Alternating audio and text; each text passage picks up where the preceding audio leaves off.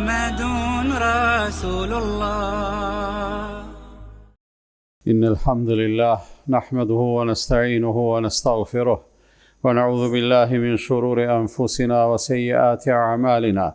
من يهد الله فلا مضل له ومن يضلل فلا هادي له، وأشهد أن لا إله إلا الله وحده لا شريك له، وأشهد أن محمدا عبده ورسوله. أما بعد، فإن أصدق الحديث كتاب الله تعالى، وخير الهدي هدي محمد صلى الله عليه وسلم، وشر الأمور محدثاتها، وكل محدثة بدعة، وكل بدعة ضلالة، وكل ضلالة في النار. ثم أما بعد.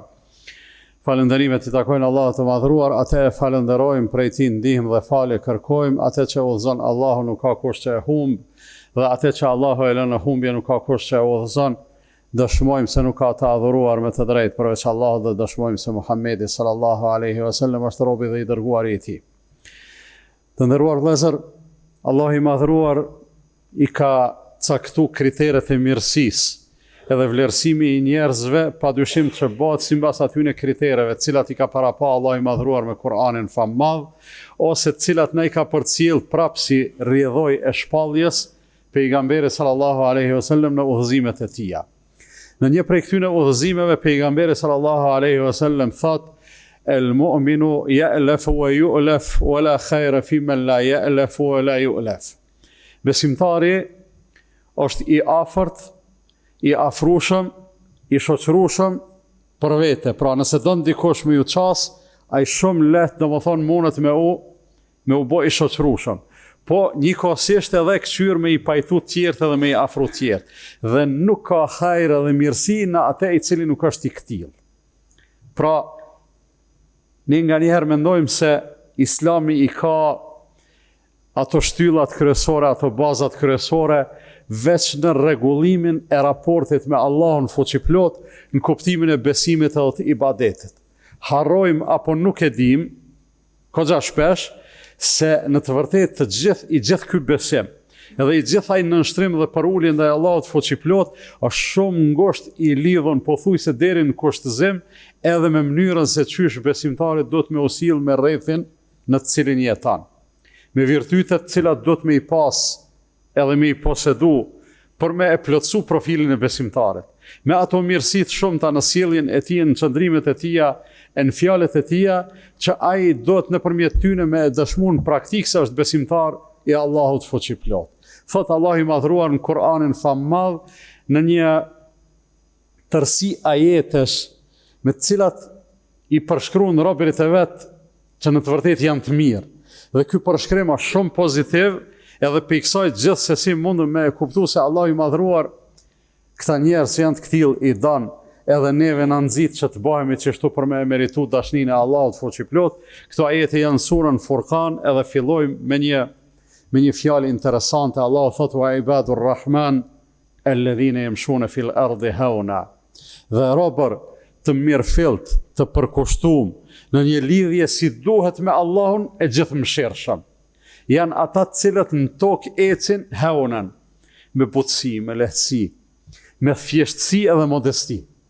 Nuk janë ata të cilët të sillen me arrogancë, për arsye se ata Allah i madhruar nuk i dan.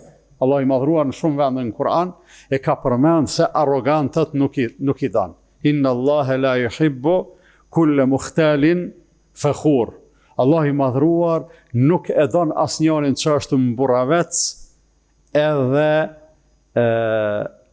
do më thonë që e lavdron vetën aty ku nuk duhet.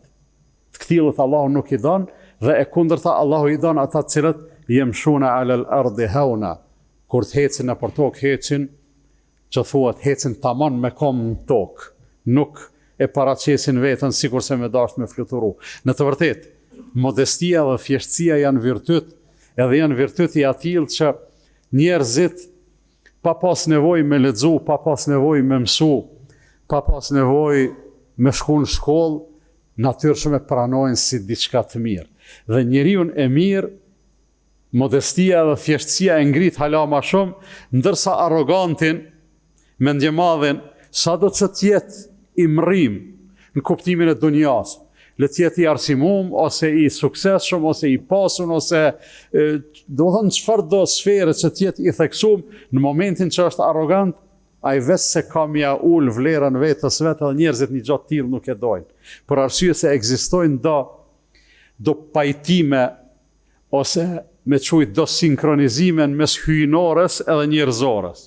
Mes atyne gjonave që i donë Allahu i dojnë edhe njerëzit, e prej tyne është se Allahu e donë modestinë edhe njerëzit modest, po edhe njerëzit e dojnë atë që është modest edhe e kultivon modestinë. Dhe të këtillët janë robër të mirëfill të Allahut fuqiplot, por arsye se modestia është shenja kryesore identifikuese e tyne në jetën e tyne, në veprimtarinë e tyne, në sjelljet e tyne.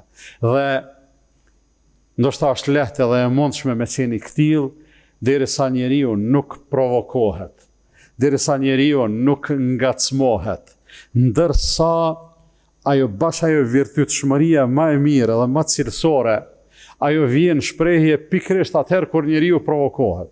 Sa njerëz ne i kemi pa dhe kemi menduar se janë njerëz të mirë, në momente të caktuara e kanë qitë ato çka e kanë brenda. E kanë qitë atë të keqen. Pse? Për arsye se arsyetohen gjoja me valla më provokoj, valla më ngacmoj, valla u bona nervoz, valla u idhnova e kështu me radhë dhe nuk dita çka po baj. E pikërisht këto janë situata të cilat besimtari e tregon veten të atill çfarë e don Allahu i madhruar, e Allahu në ajetin që fillova me e cituar në vazhdim thot: "Wa idha khatabahumul jahilun qalu salama." E pikërisht këta modestit, e këta që ecin me kom në për tokë, kur të provokohen prej njerëzve ignorant. Edhe në këtë rast ignoranca e përmendur në këtë ajet nuk është e kundërta e mosdijes. Për arsye se mosdia për një mend është gjendje e palakmueshme, mirë po ka plot njerëz që nuk dinë ndoshta shumë gjëra në jetë, po dinë që do të më sjell mirë. Edhe ka të atill që ndoshta dinë shumë gjëra në jetë, mirë po të sjellja janë ignorante dhe xahila, edhe për këta flet Allahu i madhruar në këtë ajet. Wa idha khatabahumul jahiluna, kur atyne ignorantët, të paditurit, xahilët në sjellje, jo ndije gjithsesi, u drejtohen me provokime e me fjalë të papranueshme, qalu selama. Reagimi i këtyre robërve të Allahut, cili është paq.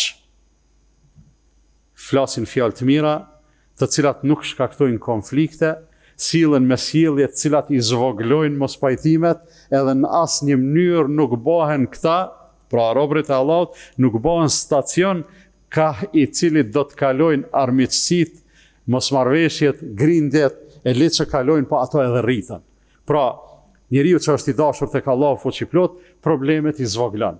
Ai i cili nuk e di këtë punë, pe i kur gjafit bën problem, ose pe i problemit vogël, bën problem të madh. Besimtarit ndërru vllazën është i mirë, produktiv, i dobishëm, hajrli, kudo që gjendet, në cilin do rreth që jeton.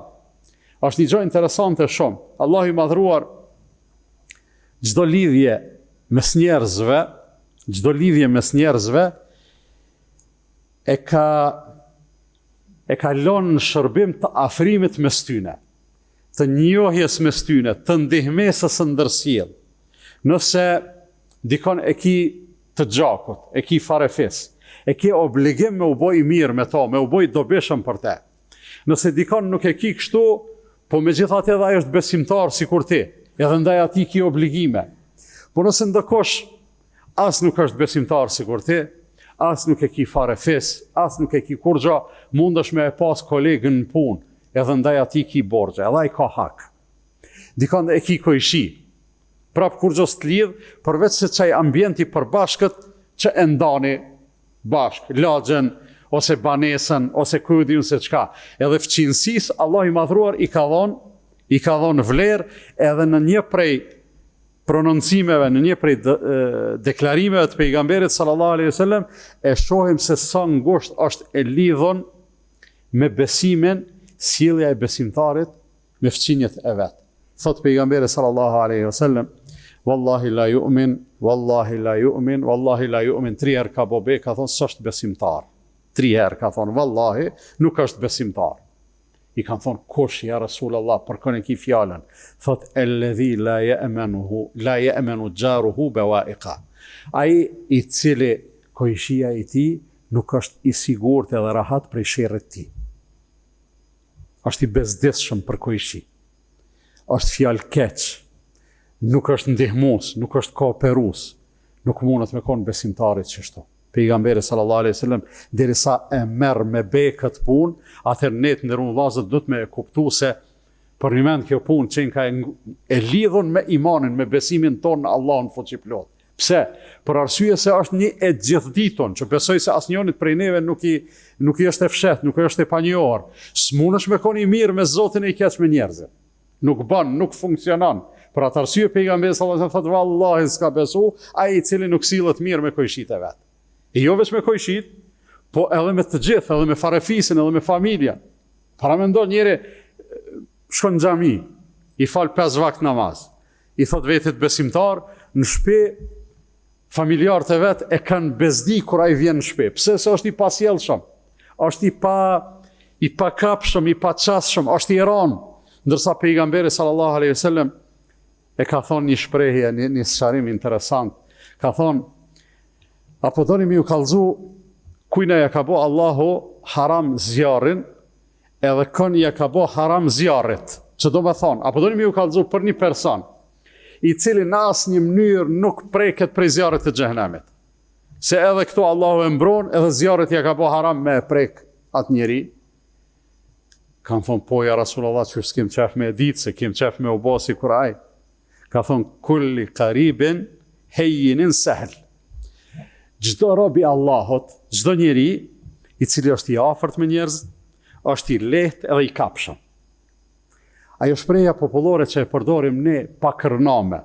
Njeri me cilin edhe nëse për herë të parë takohesh, mundesh me ndru 2 llafe me komoditet edhe me lehtësi. Po edhe me të bo Zoti mi ftjaç për ndonjë ndihmesë, ndonjë shërbim ti, ai me kënaqësi e kryen një gjë të tillë, e për që ta thot pejgamberi sallallahu alaihi wasallam, Allahu i madhruar nuk i çon në xhehenem, edhe nuk e lën zjarrin e xhehenemit me i prek këta njerëz. Në rrugën na e kena një fe, e kemi një tërsi udhëzimesh që janë shumë madhështore, janë shumë me vlerë, njëkohësisht janë edhe shumë konkrete, s'ka komplikime ato për me i kuptu. Thjesht dojnë seriozitet, edhe dojnë përkushtim, edhe mbi të gjitha dojnë vetë përmbajtje. Na jemi njerëz, me latë që nuk mundemi me u bo. Të pagabushëm në asnjë mënyrë nuk mundemi me u bo, edhe as që e lypa Allahu një gjatë tillë prej neve. Thjesht sprova jonë është me u përmbajt. Sprova jonë është që edhe atë anën negative që e kena natyrshëm, ka nefs njeriu, ka ego, ka diçka që e tërheq ka e keqja. Zoti ka dashur me na sprovu çështo, thjesht çato me mujt me e majt nën kontroll, edhe mos me lën me dominu. Ajo ndonjëherë ka me dalë në çaste të caktuara pe kontrollit, edhe kemi me bën në gabim, mirë po s'kemi me u identifiku me të keqen, edhe kjo është e rëndësishme. Pra, asnjë besimtar nuk guxon me u njoft në mesin e njerëzve si me këto s'flitet. Ky është arrogant. Ky tjetri është i pasjellshëm, ai tjetri është mendje madh, ai e ka vetën hoj, ai tjetri tjetë në fyt për çka do. Besimtari asnjë prej këtyre s'guxon me i pas. Ka me gabu, ka me u ndikesh për gabimin, ka me i kërku falje Allahut, edhe Allahu ka me e fal, edhe ka me e dasht, edhe pse pendohet, edhe pse kërkon falje, edhe pse sillet mirë, a realisht pikërisht dashnia e Allahut fuqiplot është edhe duhet jetë synimi i secilit besimtar. E dashnia e Allahut a e dini çish arrihet nderuar vëllazën. Në radhë të parë tu identifiku ato vepra, edhe ato fjalë, edhe ato virtyte, të cilat Allahu i madhruar i don, e pastaj tu mundu me i përvetësu ato në jetën tonë. Allahu i madhruar na udhëzoft ka më e mira dhe ka më e mbara. E them këtë që dëgjua dhe kërkoj falje prej Allahut për vete dhe për ju, andaj ju kërkoni falje se Allah është farës dhe mëshirues.